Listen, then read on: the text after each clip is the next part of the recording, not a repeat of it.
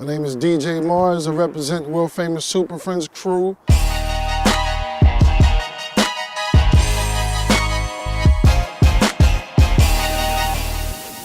I think my early inspirations came from the neighborhood kids. Originally, I was born and raised in Springfield, Massachusetts, and in the early '80s, like kids were doing a couple of different things. Some kids were writing graffiti, some kids were rapping, some kids were breakdancing, and some kids were DJing.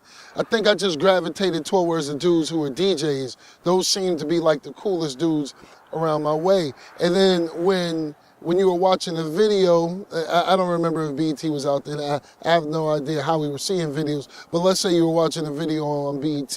When you looked at the rap groups, like to me, the magnet of the group just happened to be the DJ. If you were watching a Run DMC video, I was focusing in on Jam Master Jay. So out of all the pillars in hip hop, I think for me the most interesting one at first was DJing. Later I got into graffiti as well, but DJing was my first love in terms of being involved in hip hop. You know, going to park jams around our way. You know, of course, I'm not from New York, so our version of a park jam wasn't exactly like a New York City version. It was a smaller version of it. But going to the neighborhood block parties and seeing the MCs rock, like the Homeboys, they were a crew from around my way. Supreme Rockers, they were a breakdancing crew from around my way.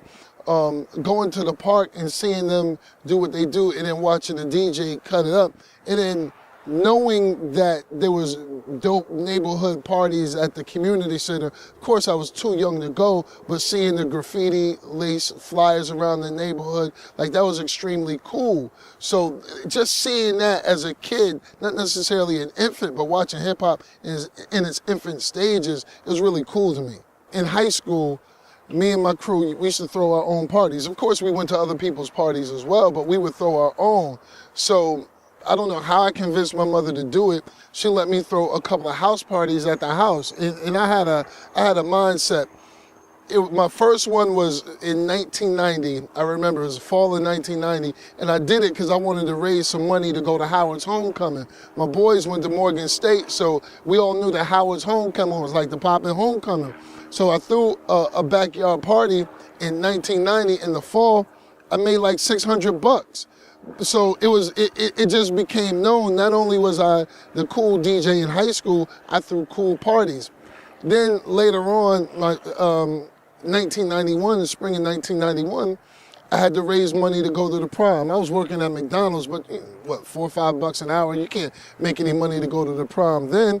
So what I did was I convinced my mother again, let me throw another party to raise my money for the prom. I ended up making like $800. Now this is in my basement and in my backyard in 1991. So it just became known that, yo, this dude is one, I'm not gonna lie and say I was dope because I wasn't, but I was a DJ. So not only am I a DJ, I threw cool parties, and subsequently I got voted Party King in high school. I bought my first set of turntables from a homeboy, Brian Banks. He was a DJ older than me, still one of my best friends.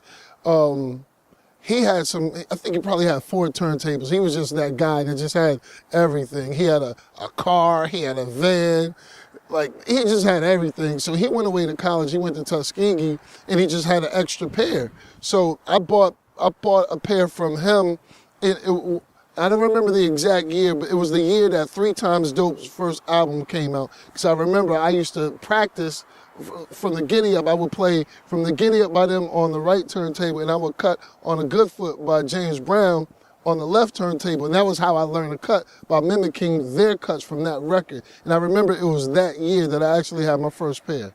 I would say the first artist that I knew before he became an artist was Little John. Like, Little John's history is extremely deep in Atlanta. He didn't just get on out of nowhere. He used to promote his own parties. He didn't go to college with us, but he threw college-based parties, the OE and Chicken Jam. This is back in the 90s when people used to drink Old English. So OE and Chicken, that's a college staple. I don't care where you go to school. Like, you go to school in Michigan, you go to school in California. You tell kids you're giving them some free Old English. Back then, that was the magnet. So he used to throw these OE and Chicken Jams. and he used to rock out. Then he would DJ, like he was also known as a reggae DJ as well. So we would throw these reggae parties, and he would be the one doing the reggae sets at the hip hop joints. Like when I say hip hop joints, I mean joints where the DJ playing J. Rule the Damager, playing Black Moon, as well as the Loop and whatnot. Now this was Little John. He was the king of that stuff back then. Then he went on to produce with Jermaine Dupri. And then he went on to basically create the soundtrack to the South, you know, the crunk sound.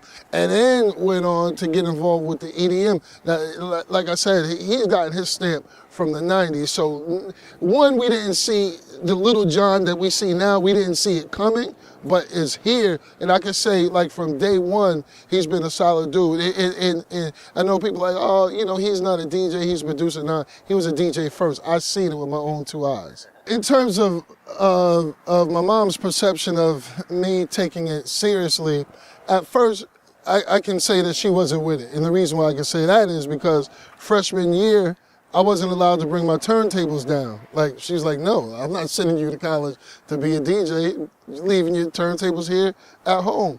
For some reason, I convinced her to let me bring them down second semester. So in the dorm, I became known as the college DJ. That's the DJ, the guy who lives in our dorm. I think my room was like 201A or 201B. But at first, it was no. But I probably came home with good grades, and she was like, okay, you got the grades, go ahead and do it. And then when I started to get work, like, you couldn't deny the work. Like, meeting OutKast before they had a record deal, being a part of their group, being their first DJ before they had a record deal, and then them getting a deal, and me telling my moms, like, you know, the group that I was down with now has got a record deal. She couldn't deny that. Touring with Usher on his first album, like, come on, man. Like what mother's gonna say, okay, you know what? I don't like this DJing stuff. Like, I was able to pay for my last 2 years of college with DJing, so she started to instantly see results, and you see results, you can't really argue that. I definitely feel obligation to approach my craft with all seriousness, because the guys who impressed me, the guys who made me say I want to be a DJ, that's what they did. And we're talking from the radio jocks from around my way, let's say Doc 9, Smooth CP, Mingle Madness, Zed Ziegler, like, those guys were really officially dope on the radio back then. And they were serious with it. They were real with it. So I saw what they were doing. So there's no way when I got my opportunity that I was going to fumble the ball. You take it a step higher, like, everybody, I don't care where you live, back in the day, you had a Red Alert tape, like, and you heard what he was doing with those records. Like, he was making records come to life. He made it so that when you bought the record sounded boring when you played it because you weren't doing what he was doing. The same thing with Kevy Kev, Marley Marl, P Rock, and Mr. Magic, and them. Like, just listening to them and being inspired. Like, once I got in, I was like, there's no way that, you know, I can be whack, especially if I physically have the skill set to, you know, to put it on. Sometimes hip-hop can get in its own way, depending on your age. Like, if you're an older rapper, you're not realizing that either you have to change or the times are going to change with you and you're going to get left. Same thing with the DJs. Like, you know, I grew up DJing, let's say my formative years was in the 90s. So I can very easily say that the sound of the 90s is a soundtrack to my DJ career, but I can't get stuck in that.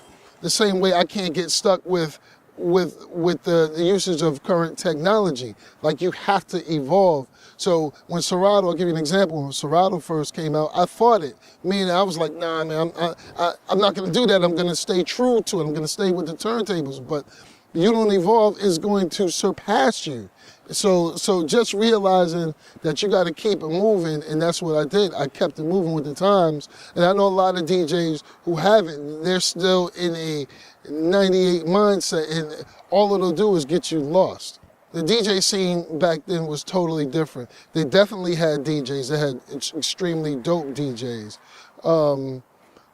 But it wasn't like the DJ scene in New York. Like, let's say you listen to the radio, you listen to BLS, not because of the call letters, you listen because of Marley Marl, Mr. Magic, you listen to Kiss because of Red Alert. So I came down here and I realized that people didn't do things because of the DJ, aside from purchasing mixtapes. King Edward J and Jelly and the Oom Camp tapes were purchased because of those DJs. But when you went to a party, it wasn't because of the DJ. The promoter just didn't highlight the DJ. The radio stations didn't highlight the DJ. So when I formed my crew, the World Famous Super Friends crew, I was like, look, man, if we're gonna be here, and we are physically here in Atlanta, we are going to make it known that if you come to anything that we're associated with, you're coming because of us. And that was kind of like the thought process in New York. If you went to any major club, be it the Tunnel, be it the Palladium, be it the Castle, be it the Rooftop, it was because of the DJ. You went to the Castle because of Kid Capri. You went to the Rooftop because of Brucey B. You went to the Tunnel because of Flex. And if you went and so was there, that was cool. But you went because those dudes were smashing it. And we had DJs down here who smash it, but people don't go to the club because of them. Like, that thought process, I didn't understand. I want people to say, you know what, man, at the end of the day, that dude is a solid DJ. Like there's a lot of fancy pants DJs who come to the club with colorful uniforms on and they stand on their head. But when you get down to the essence of it, you can't honestly, and I'm not saying that these dudes are not DJs or not good ones, but you don't really know because there's so much smoke and mirrors. At the end of the day, like, Larry Bird, he may not have been as flamboyant as Magic Johnson, but you didn't want to stick him either. Like, you knew Larry Bird was a top-notch basketball player. I wanted to be known, that at the end of all of it, regardless of what his accolades were, I want people to say, Mars is a good-ass DJ. Like, bar anything else, say that first. Then say, okay, he got some cool sneakers, he's on his 5th passport, but say, at the end of the day, if I book Mars, I know he's gonna rock the party. Like, that's what I represent, being a good DJ first. Everything else is secondary, personally.